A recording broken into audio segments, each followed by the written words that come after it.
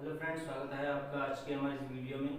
आज का जो हमारा पहला टेंस है वो है प्रेजेंट इंडेफिनिट। आपने ग्रामर में कई जगह ये शब्द ज़रूर सुना होगा, टेंस और सेंटेंस। तो टेंस जो होता है उसका मीनिंग अलग होता है और जो सेंटेंस होता है उसका मीनिंग अलग होता है। तो कई सारे हमारे स्टूडेंट्स इसमें कंफ्यूज रहते हैं कि टेंस का मतलब क्या होता है, सेंटेंस का मतलब क्या होता है। तो पहले हम इन दोनों चीज़ों को डिस्कस कर लेते हैं, समझ जाएंगे आसानी से कि क्या है। तो टेंस का मतलब होता है काल या फिर समय। इसे हम काल या समय कह सकते हैं। तो ये तीन प्रकार का होता है, प्रेजेंट, पास्ट और फ्यूचर।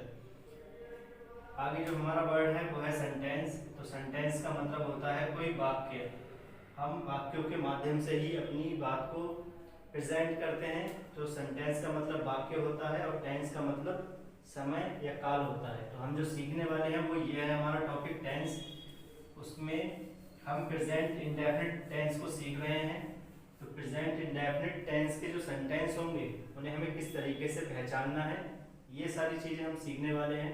तो जो हमारी पहली लाइन लिखी है वो है वाक्य के अंत में ता है, ती है या फिर ते है, ये शब्द हमें ज़रूर दिखाई देंगे। जो हमारा हिंदी वाक्य आएगा उसे हम फिर इंग्लिश में ट्रांसलेट करेंगे। तो पहले तो हमें हिंदी वाक्य की पहचान आनी चाहिए कि किस तरीके से हमें उसे पहचानना है। तो अब आप समझ जाएंगे कि प्रेजेंट इंडेफिनिट टेंस कौन सा होगा। जिन वाक्यों के अंत में ता है, ती है, ते है शब्द आएंगे वही वाक्य प्रेजेंट इंडेफिनिट टेंस होंगे। इसके कुछ रूल हैं किस तरीके से बनाया जाएगा। तो ये जो हमारा सब्जेक्ट होगा वो अगर सिंगुलर है या कोई सिंगुलर प्रोनाउन है, ही, शी, इट या कोई सिंगुलर सब्जेक्ट होगा, तो हमें क्या करना है, जो वर्ब होगी उसमें हमें एस या फिर ईएस ऐड करना है। कौन से वाले वाक्य में, प्रेजेंट इंडेफिनिट टेंस में। सिंगुलर सब्जेक्ट होने पर वर्ब में एस या ईएस ऐड करते हैं। और जो हमारे प्लूरल सब्जेक्ट होते हैं, आई, यू, वी, दे या फिर कोई प्लूरल नाउन, तो उनके साथ में हमें वर्ब की फर्स्ट फॉर्म का यूज करना होता है। उसमें हमें ना एस लगाना है ना ही ईएस लगाना है। तो हमारा जो सेंटेंस होगा वो हम अफर्मेटिव के बारे में सीखेंगे पहले कि अफर्मेटिव सेंटेंस को किस तरीके से ट्रांसलेट करना है। अफर्मेटिव सेंटेंस में क्या रखना है, हमें पहले सब्जेक्ट लगाएंगे, उसके बाद में मेन वर्ब लगाएंगे और उसके बाद में ऑब्जेक्ट को लिखेंगे। ये जो होता है स्ट्रक्चर, ये हमारे इंग्लिश सेंटेंस की पहचान होता है। इंग्लिश में जो सेंटेंस होता है उसे इसी क्रम में लगाया जाता है, पहले सब्जेक्ट, फिर मेन वर्ब, उसके बाद में ऑब्जेक्ट। और जो हमारा हिंदी में होता है सेंटेंस स्ट्रक्चर, वो सब्जेक्ट होता है, उसके बाद ऑब्जेक्ट आता है और वर्ब जो होती है वो लास्ट में आती है। तो ये याद रखना है कि हिंदी में जो होता है वो सब्जेक्ट, ऑब्जेक्ट और वर्ब होती है। हमें वर्ब को पहचानना हो तो हम सेंटेंस के वाक्य के लास्ट में देखेंगे और आसानी से पहचान जाएंगे कि कौन सी वर्ब है। तो हमारा जो पहला सेंटेंस है वो है समीर किताब पढ़ता है। तो आपको जैसा बताया गया है कि जो ता है, ती है, ये सेंटेंस के लास्ट में आएंगे। और जो हमारा प्रेजेंट इंडेफिनिट टेंस है उसकी वर्ब में ही ये वाले शब्द जुड़े हुए होंगे। पढ़ना एक वर्ब हुई तो पढ़ता है, खेलना एक वर्ब हुई तो खेलता है, सोना एक वर्ब है तो सोता है। इस तरीके से ये वर्ड लगे हुए होंगे वर्ब में ही। तो हमें क्या करना है, ट्रांसलेशन के लिए बिल्कुल आसानी से समझेंगे इसे किस तरीके से ट्रांसलेट करना है। तो पहले सब्जेक्ट लिखेंगे समीर, फिर क्या करना है, इस स्ट्रक्चर के अकॉर्डिंग हमें इन शब्दों को ही रखना है। पहले सब्जेक्ट हमने लिख लिया। सब्जेक्ट वो होता है जो वाक्य में काम को करता है। तो किताब पढ़ने वाला जो है वो हमारा समीर है, तो समीर हमने लिख लिया। फिर हमें लगाना है मेन वर्ब। तो मेन वर्ब को हम लगाएंगे सेंटेंस में दिए हुए लास्ट के शब्द जो हैं ता है, ती है, ये मेन वर्ब में ही जुड़े हुए होते हैं। तो हम लगाएंगे वर्ब की फर्स्ट फॉर्म रीड और सिंगुलर सब्जेक्ट है तो उसमें हम लगा देंगे एस। तो समीर रीड्स, अब ये लिखा है हमारा ऑब्जेक्ट, तो हम ऑब्जेक्ट लिख देंगे आ बुक। अब बहुत सारे स्टूडेंट्स हमारे सोचेंगे कि ये आ क्यों लगाया है, तो इसका मतलब हुआ एक, यहाँ पे सेंस निकल रहा है कि एक किताब पढ़ता है, एक बार में एक ही किताब पढ़ेगा व्यक्ति। तो इसलिए हमने नाउन से पहले ए, अगर यहाँ पे बॉबिल होता तब हम एन लगाते। तो समीर रीड्स आ बुक, पहला सेंटेंस हमारा ट्रांसलेट हो चुका है इंग्लिश में। क्या किया हमने, पहले समीर लिखा, उसके बाद में पीछे से हमने मेन वर्ब को लिखा, फिर हमने ऑब्जेक्ट लिख दिया। ये हो गया हमारा इंग्लिश ट्रांसलेशन। नेक्स्ट सेंटेंस देखते हैं, वह मैदान में खेलता है। तो हम क्या करेंगे, जो हमारा वह है यही काम करने वाला है, ही। फिर सेंटेंस के लास्ट में आ जाएंगे जहाँ पे वर्ब है। तो खेलना की हुई प्ले, सब्जेक्ट सिंगुलर है तो हम एस लगा लेंगे, ही प्लेज, और फिर पीछे से ही बनाते हुए आएंगे। तो मैं लिखा है इन द फील्ड। सेंटेंस में हमें शुरू का जो सब्जेक्ट है वो लिखना है, फिर पीछे से वर्ब लिखना है, फिर पीछे से जो दिए हुए वर्ड है उन्हें लिखना है। He plays in the field, वह मैदान में खेलता है। तो ये जो हमारे सेंटेंस है ये अफर्मेटिव है। इसके बाद में हम नेगेटिव सेंटेंस को सीखेंगे कि उसे किस तरीके से ट्रांसलेट करना है। अब हम बात करेंगे नेगेटिव। तो नेगेटिव सेंटेंस में क्या होता है, हिंदी वाले वाक्यों में नहीं दिया हुआ होगा तो ये नहीं वर्ड बता देगा सेंटेंस जो है वो नेगेटिव है।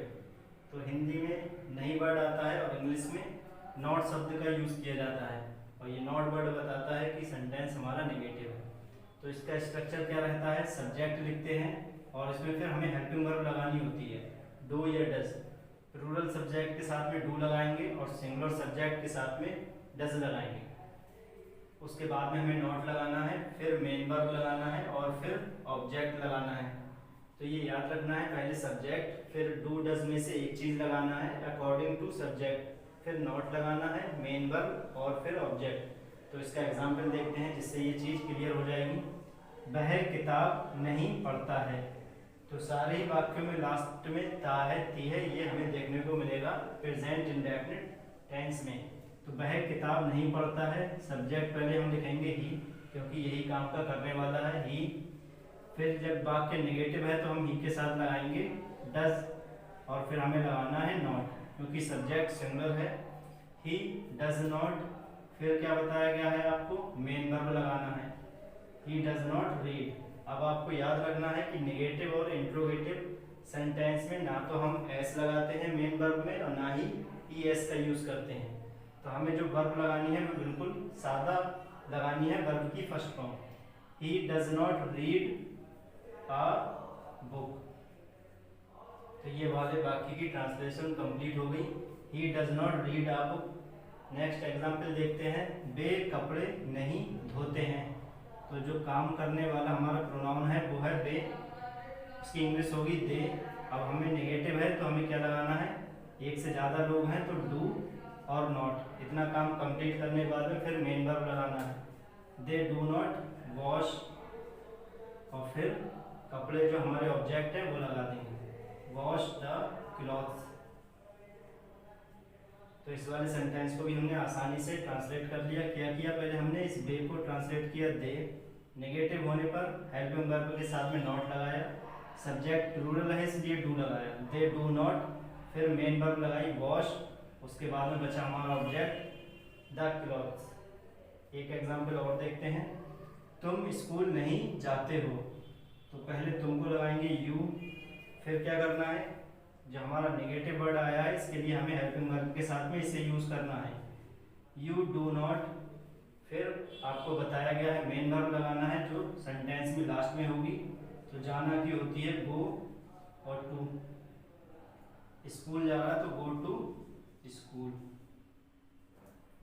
अब हम बात करेंगे इंट्रोगेटिव। इंट्रोगेटिव प्रश्नवाचक वाक्य किस तरीके से ट्रांसलेट करना है और उन्हें पहचाना कैसे जाता है। तो हमारा जो इंट्रोगेटिव वाक्य होता है सबसे बड़ी पहचान जो होती है वो होती है लास्ट में दिया हुआ क्वेश्चन मार्क।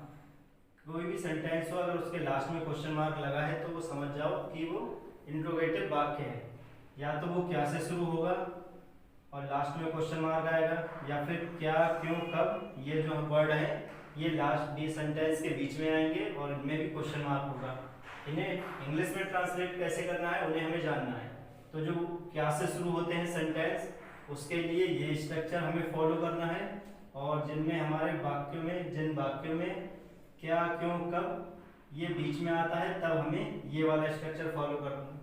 तो पहले हम इस वाले एग्जाम्पल के जरिए समझते हैं कि इसे किस तरीके से ट्रांसलेट करना है। तो जब क्या पहले आया है तो हमें डू डज को पहले लगाना है सब्जेक्ट को देखकर। तो हमारा सब्जेक्ट जो है वो सिंगुलर है, ये वह एक सिंगुलर प्रोनाउन हुआ तो इसके अकॉर्डिंग हम लगाएंगे डज, डज ही। इंट्रोगेटिव वाक्य में जो हेल्पिंग वर्ब होती है वो सब्जेक्ट से पहले लगानी होती है। तो डज ही, फिर क्या दिया है, डू डज के बाद में सब्जेक्ट लगाना है, वो हमने लगा दिया डज ही। फिर क्या है, मेन वर्ब, और मेन वर्ब आपको पता चल चुकी है सेंटेंस के लास्ट में होगी। तो डज ही रीड, और उसके बाद में लिखा है ऑब्जेक्ट। हमने डू डज लगा लिया सब्जेक्ट को देखकर, फिर सब्जेक्ट लगाया, मेन वर्ब भी लिख ली, फिर हमने लगाना है ऑब्जेक्ट, और वो है हमारा अ बुक, और लास्ट में लगाना है question mark. Does he read a book. तो ये सेंटेंस भी हमारा ट्रांसलेट हो चुका है। अब हम बनाएंगे ये वाला, जिन वाक्यों में क्या क्यों कब बीच में आते हैं उन्हें किस तरीके से ट्रांसलेट करना है। तो उन्हें हम WH वर्ड बोलते हैं, जो सेंटेंस के बीच में क्या क्यों कब होता है लिखा हुआ। तो उसके लिए हमें क्या करना है, पहले उसी वर्ड को हमें लिखना है। तो क्यों की होती है इंग्लिश वाई, और उसके बाद में हमें लगाना है डू डज सब्जेक्ट को देखकर। तो सब्जेक्ट जो है वो हमारा प्लूरल है, इसलिए हम लगाएंगे do. Y do the children, बच्चे जो है वो एक से ज्यादा हैं, ये सब्जेक्ट हमारा प्लूरल है इसलिए हमने डू लगाया। वाई डू द चिल्ड्रन, फिर हमें लगाना है मेन वर्ब, WH वर्ड लगा लिया, फिर डू डज में से हमने ये भी लगा लिया, फिर सब्जेक्ट है वो भी हमने लिख लिया। मेन वर्ब लगाना है नहाना की, तो वो हमने लगा ली bath. Why do the children bath, और फिर है नदी में, तो इन द रिवर, लास्ट में क्वेश्चन मार्क। तो सेंटेंस हमारा हो गया why do the children bath in the river. तो फ्रेंड्स ये था हमारा पहला sentence present indefinite. I hope आप अच्छे से समझ गए होंगे कि किस तरीके से इसे ट्रांसलेट करना है और पहचानना है।